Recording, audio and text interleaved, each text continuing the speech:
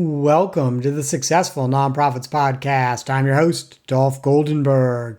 Today, I'm delighted to bring you part 2 of our conversation with Kevin Chase, search consultant extraordinaire and CEO of Kevin Chase Executive Search Group. I hope you heard part 1, in which Kevin and I talked about preparing for a long-term career in nonprofit leadership.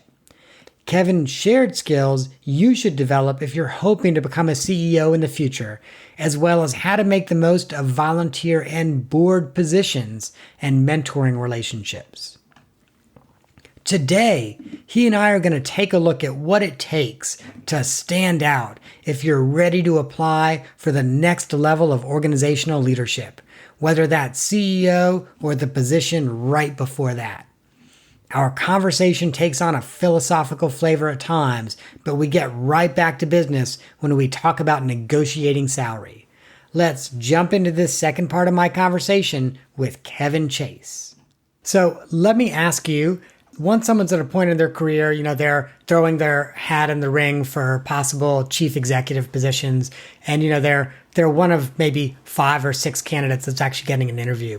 What can candidates do to kind of rise above the din of all the other candidates? Besides, of course, acrobats and, all that.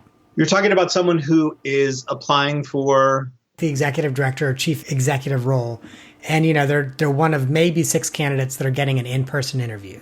Well, I think in particular, if you're interviewing with the hiring organization, which is a little bit different than interviewing like with me or someone like me. But if you're interviewing for a hiring organization, the way to stand out is to come to the table having really done significant homework about the organization. Like enough that you know what the challenges are, what the opportunities are, maybe some of the history, an understanding of what the programs are and who they serve. I think is really the way to stand out. I mean, most people when they're hiring at very senior levels are looking for someone who can help bring the organization to the next level. So if you have a sense of what next level looks like, I think like even if it's not quite right, a candidate who comes to the table and says, I have thought through this. I've looked at your financial information. I've looked at your program information. I've talked to some people who used to work here. I attended an event that you all had, or I visited one of your program sites, like that investment, and having learned all that, here's I think a possible direction. Again, even if it is not 100% on the money, someone who can demonstrate that level of thoughtfulness about what the challenges and opportunities are is always going to stand out. I also think that the more one can let their kind of humanity, who they are as a human being, shine through in interactions, that's the secret sauce, I think, in a lot of situations. Because if you are at the point where you're a finalist on a search, chances are, in terms of skill set and competency, like, you know what I mean? We're talking about a group of people, any of whom can do the job. So then it's how is this person going to do the job? And 80% of whether you make it or fail in an organization has everything to do with your EQ, with how you show up with people, with how you are in the situation than it is with what's on your resume. Kevin, I could not agree with you more. Like, I think it's so incredibly important to be authentic in that interview, because that's kind of a fit test for the board. So if the board just doesn't like who you are for whatever reason, you rub them the wrong way, or you're too task-oriented, or you're not task-oriented enough, or whatever, then don't go to work there. Right, exactly. You want to be really clear about that up front so the board can weed you out because you're not a good fit, and there's no fix for fit.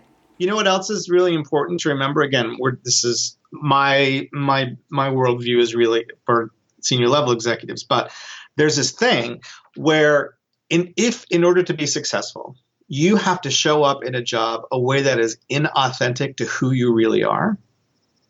Like, you will burn out quickly, even if you're successful. You'll burn out quickly. Like, so let's say that inside you really, really, really are an introvert, right? In all the classical sense. You have learned over a long career how to behave extrovertedly in situations because it's required or because it is appropriate. And that's fine. You can do that for a portion of the day or in certain groups. But if your job requires you to be an extrovert all day, every day, around people, on, outside, meeting with stakeholders, meeting with coalition partners, meeting with donors, meeting with, and inside you are not that person, but you tried to show up as that person because you thought it would serve you, then it's that is a recipe for disaster.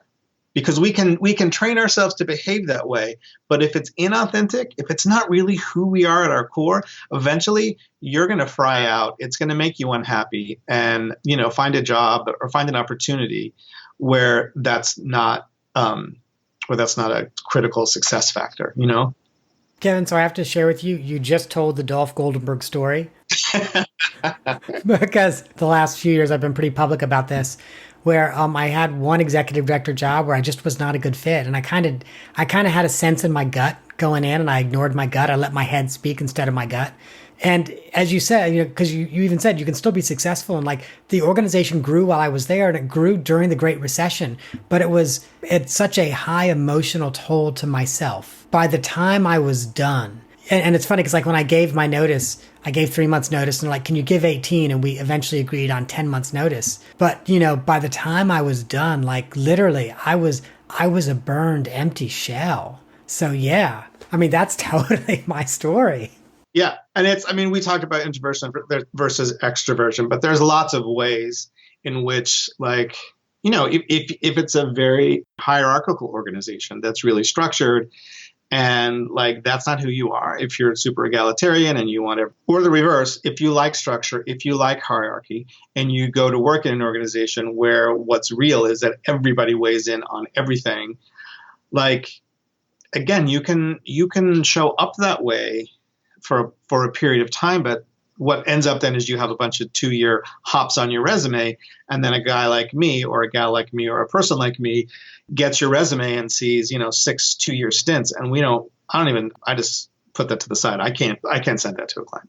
Could not agree with you more. I don't really do a lot of chief executive hiring, but I do a lot of other hiring, especially when I'm in interim. And when I see a bunch of 18-month stints, I'm like, no. Yeah. Just about the time you know how to do this job, you're going to be looking for a new one. No, that's not a good fit. I think whatever makes you, and understandably, like, your understanding of that over your career is going to change and develop. But whatever it is that makes you, whatever it is, like, because that's what's going to make the difference. It's not what's on your resume. Whatever makes you, like, turn the brights on those lights and just bring all of that. This gets a little metaphysical, but the more you can bring your whole self to that conversation, the better. You know what I mean? Like, don't be afraid of being whatever, outspoken, flamboyant, sense of humor. I find people who are kind of humorless sometimes so serious going through the interview that you would never know. Out of that context, they're hilarious. And I'm overly familiar. I am pretty, not direct because I'm not confrontational, but like, if I see something, I'll name it and I'll just talk about it, in a way. And that's who I am. And in my business, when I go out and pitch, right, I talk to organizations who want to hire a search consultant. If that doesn't work for you, don't hire me. Because that's what I'm going to bring to the search process. That's how I'm going to be. Here's a story. I used to work in a really big search firm, okay? And there was a guy who worked in our Washington, D.C. office. That guy was connected to everybody. It was unbelievable how connected this guy was. So as a result of that, he would get all these searches. And then, as big firms do, he would get the search. He would go, he would sell, he would pitch, they would love him, he would sell the search, and then he'd say, oh, I'm going to have our partner in our LA office is going to work on the search with me, and then he would hand the work off to me. Okay. I had maybe the most miserable search experience of my life with a great organization, with great people that hired my colleague in Washington and got me to do the search. Everything about me annoyed them. Like my values and their values were not aligned. The way I like to run meetings, the way I made like none of that stuff worked for them. And it was miserable. And the search was really hard. And I think they were difficult. I'm sure they thought I was awful too. But the search took too long. Anyway, it was horrible. And you know what? If I had gone to that meeting and I had pitched and I had told my story and they had seen, interacted with me, they wouldn't have hired me. And that was the right call. But I was the second chair in that. And my job was to, make sure the Searc got signed. But I'm telling you, if I had gone as my authentic self and had the conversation with that group of people, they would not have hired me and they would have been right. Yeah, it's funny. I say all the time, kind of like you, I do a lot of engagements every year, and I would rather not get the engagement and have peace of mind and have a good life than get the engagement and have a really, really terrible life.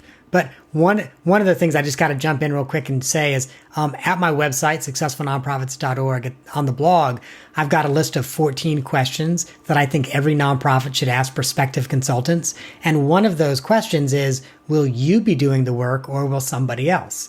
Because regardless of what the answer is, you want to meet the person who will actually be doing the work.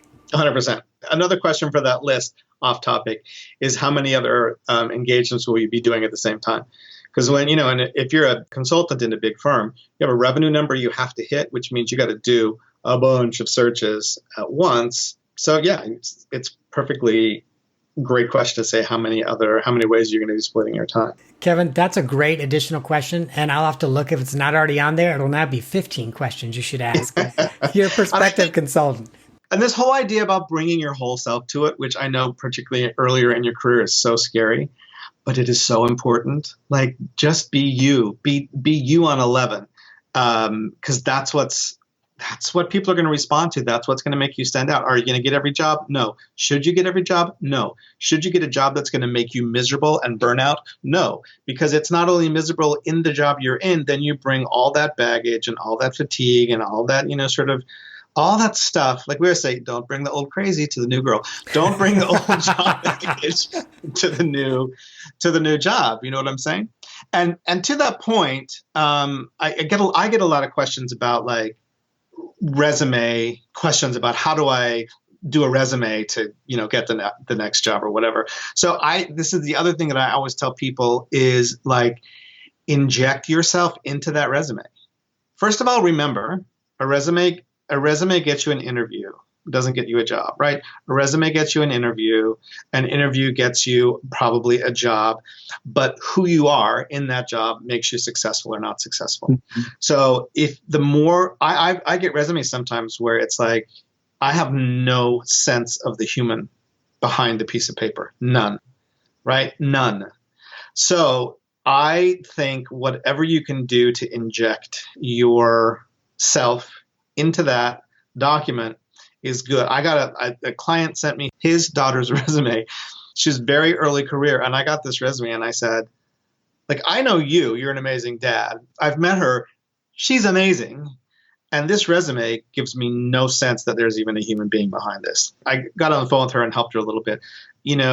I think every resume should include at the top a summary, just call it a summary, an executive summary, which is 3 or 4 good, pithy sentences that tell the reader of that document who you are and why they should care. It can't be much longer than 3 or 4 sentences. So it requires some discipline. But like if you have a crazy sense of humor, that should show through. If you're like a super high achieving type A, like, win every time at bat, somehow that should get woven in there. If you're deeply mission driven, like what you really care about is fixing, like that should be in there. So one of the things I think I hear you say then is to not Google 10 best objectives for a resume and pick one and put that on there. You actually have to sit down and write that 3 or 4 sentence summary of who you are professionally and as a person. If you're like C-suite or C-suite adjacent level, you can have 5 sentences. You're not writing a diary entry, but just 3, 4, maybe 5 sentences that tell us who you are. And you put that at the top of your resume. I often say follow that up with a list of bullet points that are skills and accomplishments. Okay. And then get into the body of your resume. Because what that allows you to do is set the frame for how a reader is going to see you. I see resumes where the first thing on there is education, right? And unless you have like 8 degrees from the best schools in the world, like put your education at the bottom of the resume, right? And I also have to share with you, I mean, I have 2 degrees from a state school in the state of Georgia, from Georgia State University, and I adore my alma mater. But I have supervised many people with Ivy League degrees. Where you went to school only gets you so far, and typically that's your first job. And after that, it doesn't get you that much. No, that's right.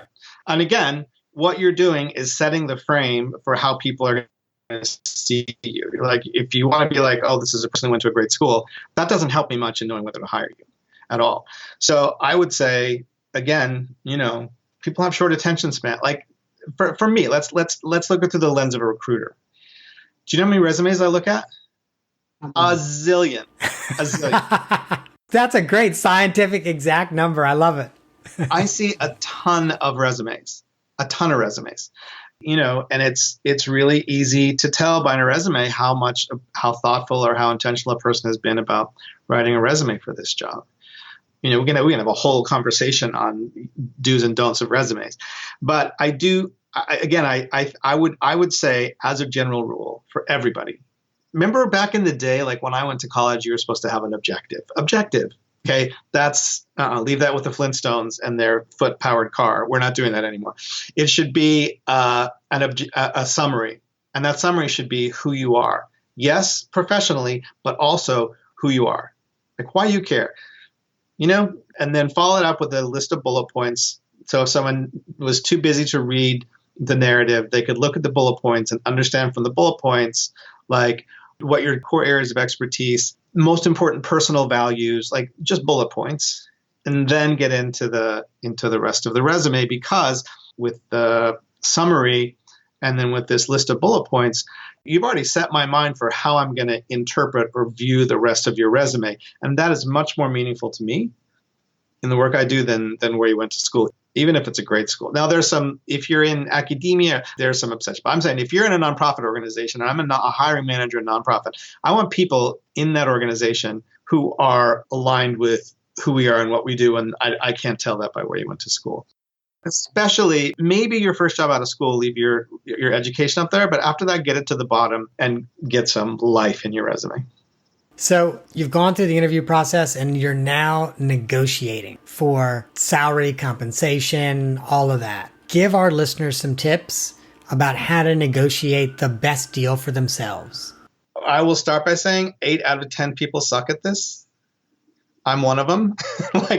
I am 100 times better at getting you a killer deal as an agent, as a third party, than I am ever for myself.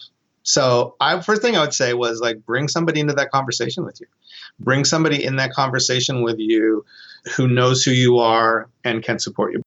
So are you saying have someone that you can kind of call and bounce ideas off of, or what do you mean? Yeah, I'm not saying bring an agent to negotiate it, because we tend to, particularly us folks in nonprofit, and I work with a lot of sort of underrepresented or marginalized, professional populations. We tend to undervalue ourselves. Right? Cisgender straight white men don't have this problem, but everybody else does. So we tend to undervalue ourselves a little bit. That's one. So yeah, you need a cheerleader who can, not your mom because she thinks you're worth more than you actually are, but you need a cheerleader who can really support you in figuring that out. One thing is, we are all worth more on the open market than we are in the jobs we have. No matter where you are or who you are, somebody else is going to pay you more to come there than you are making right now. So that's a good thing to know, first of all. And the other thing, I think, to be thoughtful but realistic, and maybe put a little effort into research and understanding sort of what the peer group who have your job do. And that information is sort of available if you're willing to dig for it a little bit. If you're applying for a CEO job or considered for a CEO job, you really have to think of it in terms of what percentage of the total revenue you're If you're going to work for with an organization whose budget is $2 million, don't ask for $200,000 because it would be fiscally irresponsible to ask the board, who has a fiduciary responsibility organization, right, to pay you that much because of what it represents as a portion of the total budget. I think it is perfectly reasonable if you're moving up a step to look at getting, an 18 or a 20% increase. I would also say that to be like just the work of saying, of being clear and being anchored in like, this is what I need to make this change. You also mentioned that you're always more valuable somewhere else than you are in your current organization.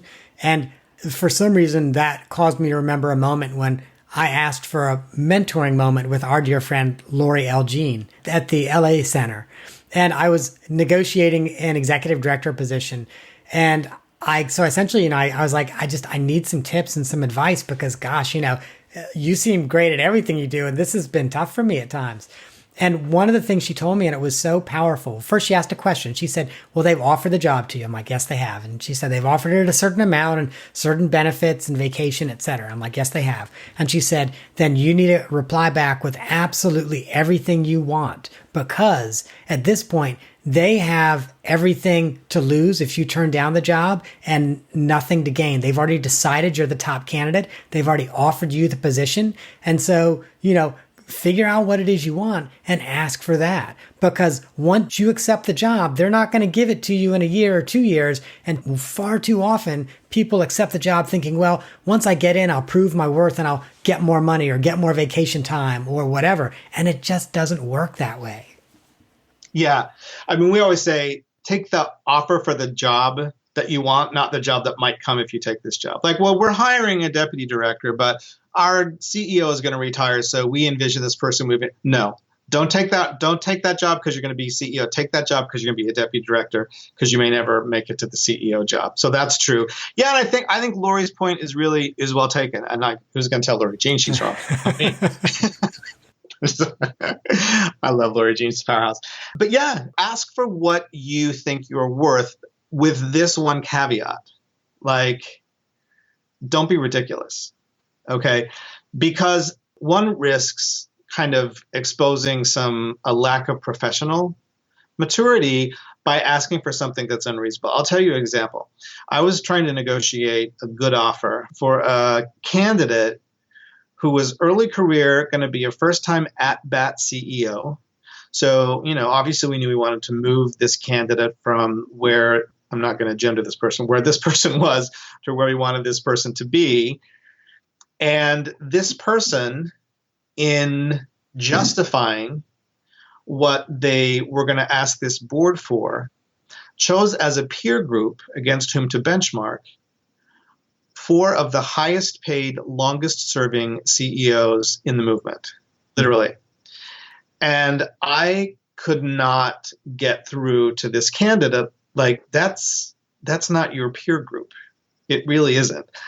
And it went badly because the counter offer that went back, the board just all rolled their eyes and threw paper in the air and said, this is, and it ended up reflecting really, really, really poorly on that person, and ended up, people had real questions about judgment, and like it was out there. So yes, ask for what you want within reason. And again, that's why bring somebody into the conversation who can help you sort of figure out if what you're asking for is going to have the opposite of the intended effect, which is to make people want you less rather than more.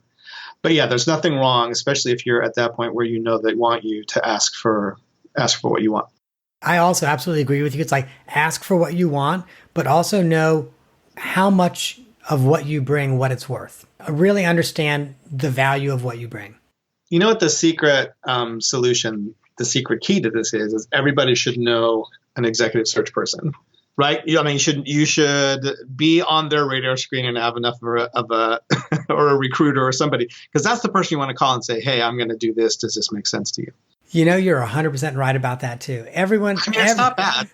Everyone should know a Kevin Chase. All right. So that's the first thing you know. if you only get one takeaway, and by the way, Kevin, we batch record the podcast. We've done a few today, and so this might be the second or third time to say, "Oh my gosh, I think I know what today's title, the episode title might be." And in this case, it might be "Everyone Should Know a Kevin Chase." Everyone should add Kevin Chase on LinkedIn. No, but seriously, it's not a bad career strategy to know a search person or two who's good, who works in your field. And I will say it is deeply unfortunate, but there is a wide variance among search professionals of who's, sort of good and ethical. And, this whole thing about hiring, an organization should hire a search consultant that they like and feel like is going to represent them. And when you figure out who your search buddy is, find someone who you trust, who you feel like is going to take good care of you. Look at the work they've done. Almost every search person will have a list on their website of the kinds of searches they've done, who they've placed, where they've placed them. So you choose that carefully. But yeah, it's these things, this is another thing that nobody really gets the handbook for how to do this.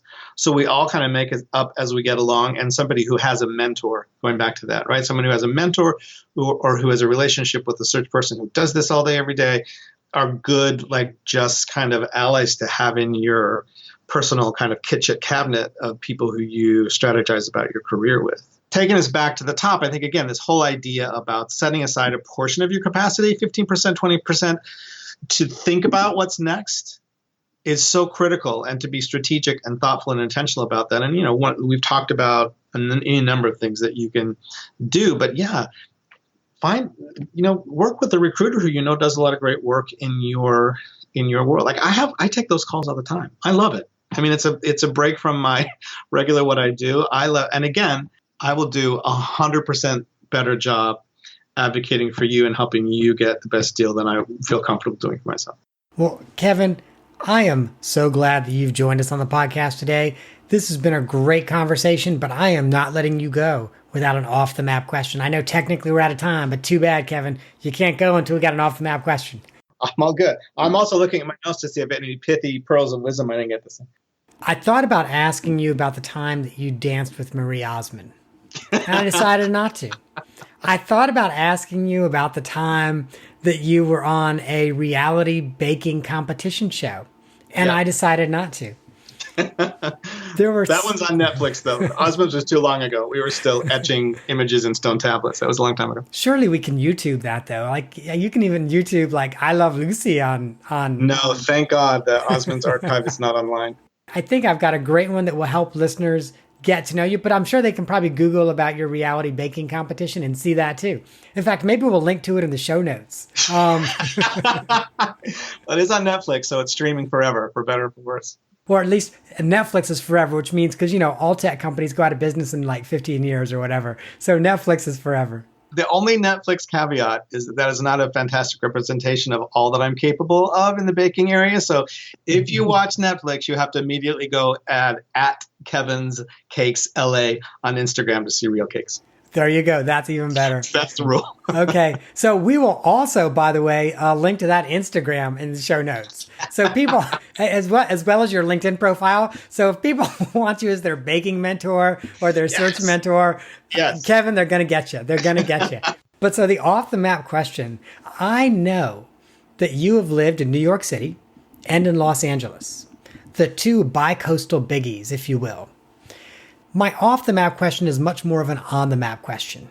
It's hypothetical. Let's say that New York and LA joined together and passed an ordinance that made it illegal for search consultants to live within the city limits or within 50 miles of the walls of the city. I know that sounds very Shakespearean, but within 50 miles of the walls of the city. So obviously then you got to move out of LA and you can't move back to New York. Where are you moving to? I mean, I think we're supposed to be apolitical here, but girl, I'm moving to Canada is what I'm doing.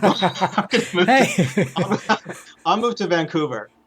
I love it. Well, and just, my husband and I, we're looking at the possibility of Uruguay because it's one of the 10 friendliest LGBTQ countries in the world. So I'm right there with you. I'm like, yeah, if we're moving, it's probably out of the country. I'm going to Canada. I'm going to live with Justin Trudeau. Thank you very much. I would move to Vancouver. I think it's I think it's a stunning city and a great quality of life. Or I'd move to Spain. And I was going to say, I'd be willing to bet Vancouver also has executive search consultants. So see, you could still work. Exactly. I'll have to go start a career again and do all the things that I'm talking about other people doing for myself in Vancouver.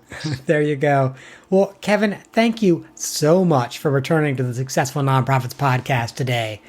I really wish that I had known you 25 years ago when I was a baby gay professional fresh out of college, because you would have given me some amazing advice and I probably would not have made some of the career mistakes that I did.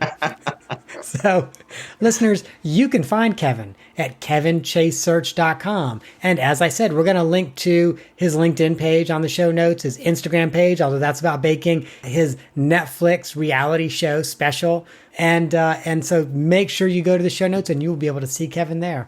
And then the other thing I want to make sure folks know is if you want to see what searches Kevin is currently running, I think listeners can find that at your website too, right? Yeah, kevinchasesearch.com, and then you just click on the current searches page, and everything we're working on presently is up there. Perfect. Hey, Kevin, thanks so much. My pleasure. It was great to be back. Thanks for having me. Are you daydreaming right now about getting a call from Kevin? And let me tell you something, listeners. Anytime you get a call from Kevin, even if he's not calling about a search, it's always a great call and you always want to pick up the phone. But did he call you and he's asking you to apply for the CEO position at the nonprofit that inspired you to choose your career? If that's the case, I'm not going to interrupt you. Just know that after you hang up the phone with Kevin, if he failed to give you his URL, you can go to successfulnonprofits.com, and we have linked not only his URL, but everything else we talked about: Instagram, Netflix, LinkedIn, the whole 9 yards. Oh, and by the way, I was committed to doing one sports reference because Kevin and I had one sports reference in episode 12. So I got it. Check, got it done. That's our show for this week, listeners. I hope you have gained some insight to help your nonprofit thrive in a competitive environment.